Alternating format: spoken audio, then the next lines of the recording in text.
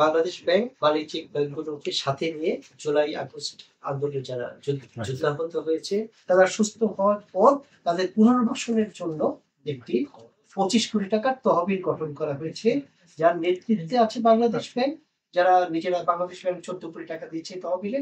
এবং এই সর্বশেষ ক্যালেন্ডার ইয়ারে যে ব্যাংকগুলো প্রফিট 400 কোটি টাকার উপরে হয়েছে, এরকম 11টি ব্যাংকের কাছ থেকে প্রত্যেকে 1 কোটি টাকা করে মোট 11 কোটি টাকা নিয়ে এই 11 এবং 14 কোটি 25 কোটি টাকা চক্র গঠন করেছে। মূলত চিকিৎসাই হলো তাদের প্রথম প্রাইম অবজেক্টিভ, এবং চিকিৎসার পরে যে তাদের পরবর্তীতে পুনর্বাসনের জন্য বেসিক হলো অবশ্যই তাদের জন্য গৃহ নির্মাণ এর আওতায় আসবে না। তাদের ব্যক্তিগতভাবে তাদের পুনর্বাসনের জন্য সাবলীলভাবে যতটুকু স্বাস্থ্য খাতির করা যায়।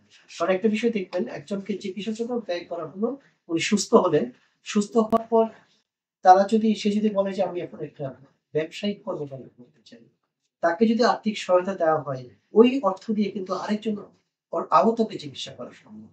অতএব মানে ব্যয়টাও একটা লিমিটেড পর্যায়ে থাকে। তখন যদি পরবর্তীতে বড় করা হয় তখন আমাদের আওতাটাও বড় করা হবে। প্রাথমিকভাবে সিদ্ধান্ত যে মানে আহতদের চিকিৎসা এবং পুনর্বাসন আপনার চিকিৎসা চলতেছে যেহেতু ফেস বাই ফেস চলে।